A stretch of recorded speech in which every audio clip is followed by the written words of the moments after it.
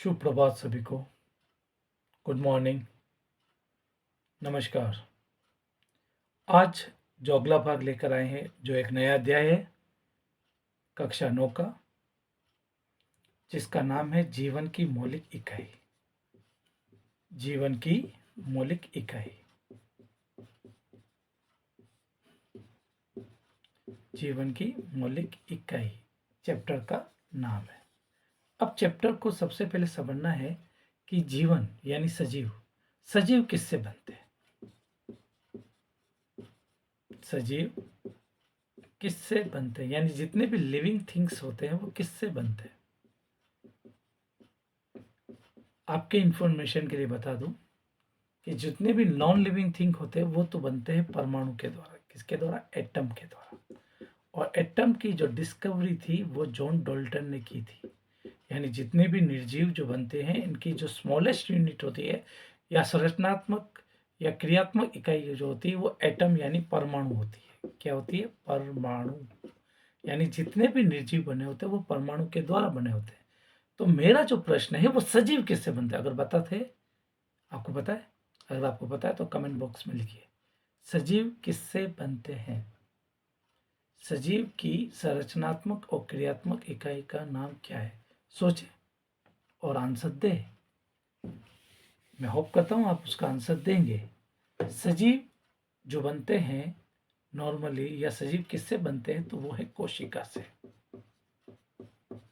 कोशिका जो वर्ड है वो लैटिन शब्द अपन कह सकते हैं, सबसे पहले लैटिन शब्द सेल, CELL, सेल से लिया गया है। सेल का मतलब होता है लिटिल रूम। जैसे मधुमक्खी के जो छत्ता होता है ना, उसमें जैसे छोटे छोटे छिद्र होते हैं, उस सेल के जैसा सेल होता है बेटा ना, कोशिका। अब कोशिका की जो खोज है, डिस्कवरी, खोज, कोशिका की खोज रॉबर्ट हुक ने, कोशिका की खोज रॉबर्ट हुक ने सन 1665 में की। कोशिका की खोज रॉबर्ट हुक ने सन 1665 में की। अच्छी बात है। ये एक कार्क कोशिका थी। कार्क कोशिका जो कि मृत छाल थी, या निर्जीव कोशिका भी कह सकते हो। यानी निर्जीव कोशिका की खोज अगर किसने की तो हम ये भी कह सकते हैं रॉबर्ट हुक। और कोशिका के सबसे पहले अगर खोज किसने की तो भी आंसर वही होगा, रॉबर्ट हुक। फिर अगर आगे की बात करें तो जीवित कोशिका की खोज करने वाले जो थे, जीवित कोशिका की खोज, जीवित कोशिका की खोज किसने की थी? जीवित कोशिका की जो खोज करने वाले थे वह थे ल्यूवेन हॉक। ल्यूवेन हॉक सन मतलब 1674 में ल्यूवेन हॉक ने कोशिका की मतलब जीवित कोशिका की खोज की। नेक्स्ट अगर बात करें तो कोशिका के अंदर एक केंद्रक होता है। केंद्र की खोज किसने थी, यानी कोशिका के केंद्र की खोज करने वाले वैज्ञानिक कौन थे? तो कोशिका के केंद्र की जो खोज करने वाले जो वैज्ञानिक थे वह थे रॉबर्ट ब्राउन। रॉबर्ट ब्राउन ने किसकी खोज की थी? रॉबर्ट ब्राउन ने केंद्र की खोज की थी जो कोशिका के अंदर पाया जाता है। यानी कोशिका के केंद्र की जो खोज करता है वो रॉबर्ट ब्राउन है। और कब की? तो 1831 में। तो बच्चों अभी तक हमने जो पढ़ा उसका एक छोटा सा मैं आपको बता देता हूँ कि हमारा जो चैप्टर का नाम है वो जीवन की मौलिक इकाई है। और जितने हमारा जो पहला ही प्रश्न था कि सजीव किससे बने होते हैं, तो वो कोशिका से मिलकर बने होते हैं। और निर्जीव की बात की तो हमने कहा था परमाणु से बने होते हैं। फिर बात आई कि कोशिका की खोजकर्ता कौन थे, तो कोशिका के जो खोजकर्ता थे वो थे रॉबर्ट हुक। सन 1665 में रॉबर्ट हुक ने कोशिका की खोज की। उसके बाद मैंने आपको बताया कि ये निर्जीव कोशिका थी। ओके, उसके बाद मैंने आपको बताया जीवित कोशिका की खोज जो थी वो ल्यूवेनहॉक ने की थी। किसने की थी? ल्यूवेनहॉक ने। कब की थी तो वो भी बताया था 1674 में। मैंने कहा था कि कोशिका के केंद्र की खोज किसने की थी, वो भी मैंने आपको इंफॉर्मेशन दी थी। कोशिका के केंद्र की खोज, कोशिका के केंद्र की खोज की थी ल्यूवेनहॉक ने 1674 में। किसने की थी? ल्यूवेनहॉक। ल्यूवेनहॉक ने 1674 में ऑब्वियसली जीवित कोशिका की खोज की थी। और इसके अगर बात करें जेई पुरकंजे, जे ई पुरकंजे। ये क्वेश्चन कितनी बार प्रतियोगिता क्वेश्चन में भी पूछा गया है कि जे ई पुरकेंजे ने 1839 में जे ई पुरकेंजे ने 1839 में जैविक पदार्थ को जीव द्रव्य नाम दिया। जो अंदर जो जीव द्रव्य पाया जाता है, जो केंद्रक द्रव और कोशिका द्रव का जो सम्मिलित रूप होता है, उसे जीव द्रव्य कहा जाता है। यानी जीवों का मेन जो आधार होता है, भौतिक आधार होता है, वो जीव द्रव्य होता है। इसको कहने वाले जो वैज्ञानिक थे वो जे ई पुरकिंजे ने 1839 में यह बात कही थी। फिर बात आई, चलो हमने बात कही कि जितने भी सजीव बने होते हैं वो कोशिका से मिलकर बने होते हैं। क्या आपने कोशिका की संख्या के आधार पर कोशिका को दो भागों में बांटा? नाम सुना, एक कोशिकीय, एक कोशिकीय। बताओ, एक कोशिकीय, एक कोशिकी का मतलब क्या होता है? एक कोशिकीय जीव के बारे में बताओ। ऐसे सजीव जिनका पूरे शरीर का निर्माण केवल एक कोशिका से हो जाता है, केवल एक कोशिका से, इसलिए इसका नाम रखा है एक कोशिकीय लिविंग थिंग्स कह सकते हैं, या एक कोशिकीय जीव कह सकते हैं। आपने नाम सुना होगा, बहुत सारे सूक्ष्म जीव है, जैसे अमीबा, हाइड्रा, पैरामीशियम, यूग्लिना, ये जितने भी हैं ये सारे एक कोशिकीय जीव है। यानी ऐसे सजीव जिनका निर्माण एक कोशिका के द्वारा होता है उन्हें एक कोशिकीय जीव कहा जाता है। अगला है बहुकोशिकीय जीव। बहुकोशिकीय जीव ऐसे जीव होते हैं मल्टी सेलुलर, बहुकोशिकीय, और एक कोशिका को यूनिसेलुलर कहा जाता है। बहुकोशिका का मतलब होता है मल्टी सेलुलर, बहुकोशिकीय जीव। ऐसे सजीव जिनका जो शरीर है वो एक से अधिक कोशिका से मिलकर बना होता है, जिन्हें हम बहुकोशिकीय जीव या मल्टी सेलुलर जीव भी अपन कह सकते हैं। जैसे मनुष्य है, पादप है, जीव जंतु है, ये सारे जितने भी मैं बोला हूँ वो सारे बहुकोशिकीय जीव कैटेगरी में आते हैं। ऑब्वियसली एक कोशिकीय जीव जिनका संपूर्ण शरीर एक कोशिका से बनकर बना होता है, जैसे अमीबा, हाइड्रा, पैरामीशियम। बहुकोशिकीय जीव जिसे हम मल्टी सेलुलर भी कहते हैं, यानी जिनका शरीर जो होता है वो एक से अधिक प्रकार की कोशिकाओं से मिलकर बना होता है, उसे हम बहुकोशिकीय जीव कहते हैं। अब बात बताते हैं हम नेक्स्ट, कोशिका सिद्धांत। कोशिका सिद्धांत, कोशिका सिद्धांत किसने दिया? बहुत मन में उठता है, कोशिका सिद्धांत देने वाले कौन थे? कोशिका सिद्धांत को देने वाले थे कौन? देखो मित्रों, बेटा, कोशिका जीवों का मौलिक आधार कह सकते हो बेटा। यानी जितने भी सजीव बने होते हैं वो कोशिका से मिलकर बने होते हैं। हम उसकी चर्चा करें, यानी अपनी खुद की चर्चा करें, क्योंकि अपना जो शरीर होता है, जितने भी लिविंग थिंग्स है वो कोशिका से मिलकर बने होते हैं। तो क्या हम कोशिका के बारे में अध्ययन करें तो हम डिटेल वाइज अध्ययन करें, क्योंकि हम अपने बारे में पढ़ रहे हैं, तो हमें ढंग से पढ़ना और ज़्यादा से ज़्यादा समझने का प्रयास करना, क्योंकि सब चीज़ें जो डेली लाइफ में होती है वही चीज़ें सबसे ज़्यादा पेपर में पूछी जाती है। कोई ऊपर से नहीं बनती कोई चीज़ें, सभी चीज़ें जो अपने आसपास से, जो हमको रोज डेली यूज़ में लेते हैं, वही बनता है। तो अगला जो हमारा टॉपिक है वो है कोशिका सिद्धांत। कोशिका सिद्धांत को देने वाले दो वैज्ञानिक थे, एम जी शेल्डन, या स्लाइडन भी कहते हैं, M G Schleiden. M G Schleiden 1838 बताया था इन्होंने, और टी स्वान, नंबर 2 है टी स्वान 1839। यानी कोशिका सिद्धांत को देने वाले जो दो वैज्ञानिक थे, या एक तो एम जी शेल्डन और दूसरे थे टी स्वान, जो 1838 और 39 में इन्होंने कोशिका सिद्धांत को दिया था। यानी कोशिका सिद्धांत को देने वाले दो वैज्ञानिक हैं एम जी स्लाइडन और टी स्वान 1838 एंड 1839। अब बात आती है कि भाई कोशिका सिद्धांत होता है क्या? कोशिका सिद्धांत क्या है, या इसके मुख्य बातें कौन कौन से, या मुख्य अभिग्रहित कौन कौन से है?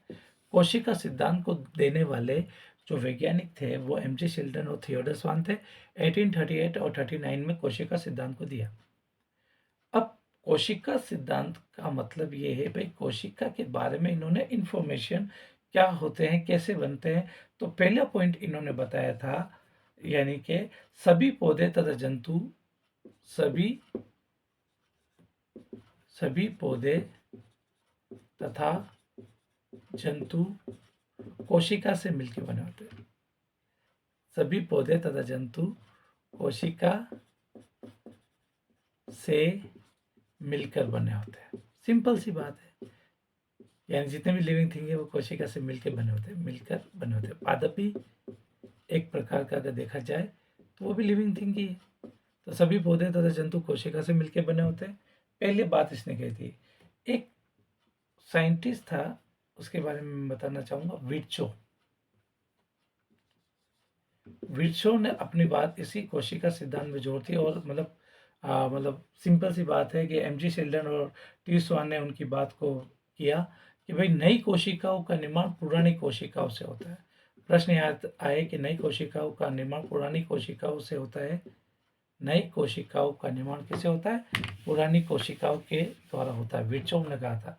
नंबर सेकंड बात बताई थी, विर्चो ने क्या कहा था? विर्चो ने कहा था कि नई कोशिका का निर्माण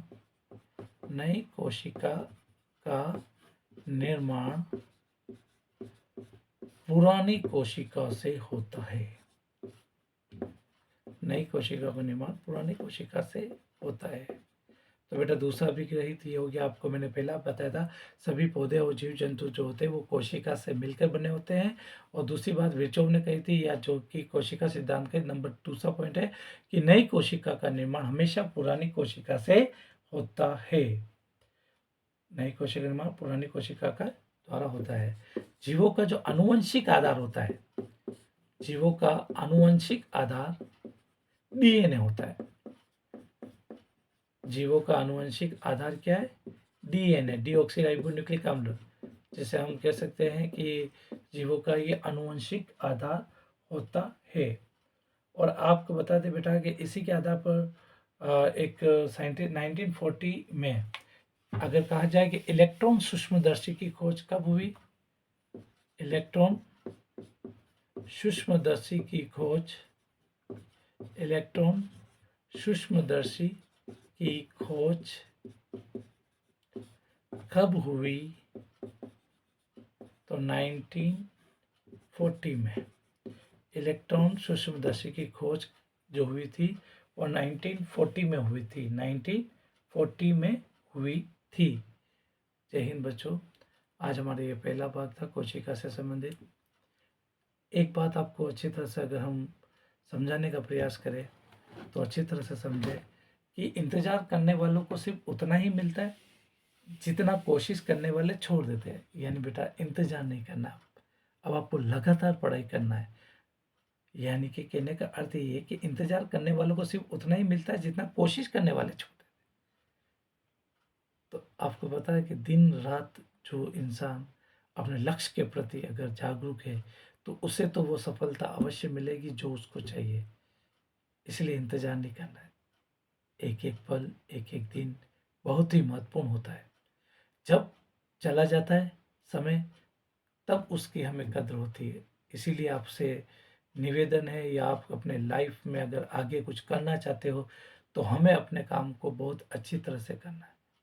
मन में किसी प्रकार का कोई डर नहीं होना चाहिए। हमें इंतजार नहीं करना है कल कल कल। जैसे एग्ज़ाम अगर 1 महीने बाद होते तो कल पढ़ लेंगे, परसों पढ़ लेंगे। इसी प्रकार वन बाय वन डे निकलता जाता है और एंड में वो समय आ जाता है और फिर अपन को लगता है कि काश हमने उस समय पढ़ाई कर ली होती। बहुत गलत होता है। इसीलिए कहते हैं बेटा कि इंतज़ार करने वालों को सिर्फ उतना ही मिलता है जितना कोशिश करने वाले छोड़ देते हैं। इसलिए हमें किसी के छोड़े हुए पे काम नहीं करना। हमें तो वो चीज़ें लेनी जो हमारा हक है, हमें वो सब मेहनत से मिलेगा। तो हमें मेहनत करनी है और मेहनत करके ही आगे बढ़ना है। इसलिए इंतज़ार नहीं करना है अब। और इंतज़ार करेंगे तो उससे मिलने वाला भी कुछ नहीं, क्योंकि जो कोशिश करने वाले छोड़ देते वही अपन को मिलता है। और हमेशा प्रतियोगिता खुद से करें, दूसरों से नहीं। अगर आपके क्लास में कोई अच्छा स्टूडेंट है या आपने किसी अच्छे अपने लाइफ में देखे होंगे, बहुत सारे पर्टिकुलर रूप से बहुत ज़्यादा मेधावी बच्चे भी होते हैं, मेधावी लड़कियां भी होते हैं, तो आप उनसे अपना कंपेयर मत करें। आप अपने खुद को समझें, और खुद को जब समझोगे तो आप अपने अंदर की विशेषता को खोज पाओगे और अपने लक्ष्य को प्राप्त कर लोगे। इसीलिए हमेशा प्रतियोगिता खुद से करें। अगर आपको कुछ करना है, दूसरों के ऊपर निर्भर ना रहे, यानी मेहनत इतनी खामोशी से करो कि सफलता शोर मचा दे। खामोश रहना है, और खामोश रहकर कुछ ऐसा करना है कि आपकी जो सफलता है, आपकी जो सक्सेस है, वो एक तरह से हलचल कर दे, शोर मचा दे। और इसीलिए कहा जाता है कि अगर आप जीतने वाले कुछ अलग चीजें नहीं करते, बस वो चीजों को अलग तरीके से करते, यानी कोई भी काम करने का जो तरीका है उसमें आपको सुधार लाना है। ऑब्वियसली आप बहुत अच्छा कर सकते हैं, आप में एबिलिटी है, लेकिन पहले आपके अंदर के जो विश्वास है, उस विश्वास को जगाना होगा। किसी भी काम को करते हैं तो प्रॉब्लम तो आना स्वाभाविक है, बिना प्रॉब्लम के तो कुछ होता भी नहीं है। और जब प्रॉब्लम उन्हीं को आते हैं जो मेहनत करते हैं, तो अपने आप से अगर प्रतियोगिता करोगे तो आप सक्सेस होंगे। और जीतने वाला कुछ अलग नहीं करते, वो क्या करते हैं कि उसी काम को एक अपना खुद का एक तरीका दे देते हैं, दूसरों के पैटर्न पे काम नहीं करते, बस उस काम को अलग तरीके से करते हैं, और देखते ही देखते वो सफलता को प्राप्त कर जाते हैं, और एक मोटिवेशनल यानी अपने एक इंस्पायर बन जाते हैं। इसीलिए दिल से किसी काम को करें, किसी के कहने पर न करें, अपनी स्वेच्छा से करें, तो आप अपनी सफलता को अवश्य ही प्राप्त करेंगे। ये मेरी उम्मीद है कि आप मेरी बात को समझे होंगे और ऑब्वियसली अपने लाइफ को अच्छी तरह से जिएंगे। और इतना ही कहना चाहता हूँ कि आप में जो डर है उसको हटा दें। डर एक बार, दो बार, तीन बार डर होना भी चाहिए, मैं ये नहीं कहता डर नहीं होना चाहिए, होता है, नॉर्मली होता है। एग्ज़ाम अगर परसों है, कल है, तो अपना आप ही डर होना स्वाभाविक है। डर होना भी चाहिए, मैं ये नहीं कह रहा एकदम डर गायब होगा।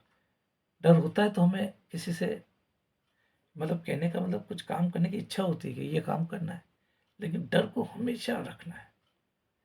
एकदम डर को भगाना है, मतलब यूँ नहीं कि डर गया मतलब अपने आप को समर्पण कर देना, वो गलत है। डरने, थोड़ा बहुत तो डर होना स्वाभाविक है। तो आप तब तक तो नहीं हार सकते जब तक आप खुद नहीं हारना चाहते। यानी आप अगर अपना आप को खुद को हराना चाहते हैं तो आप खुद ही हार जाएंगे, वरना इस दुनिया में कोई भी इम्पॉसिबल वर्क नहीं है। अगर आप में एबिलिटी है तो आप किसी भी काम को कर सकते हैं। दिल से करें, सोचे समझे फिर करें, क्योंकि सलाह देने वाले बहुत सारे मिल जाएंगे, लेकिन आपको क्या करना वो आपको पता है। आपका क्या तरीका है वो आपको इजाद करना है। मैं इसी उम्मीद के साथ आपसे विदा लेता हूँ, फिर मिलते हैं। अच्छे रहिए। All the best.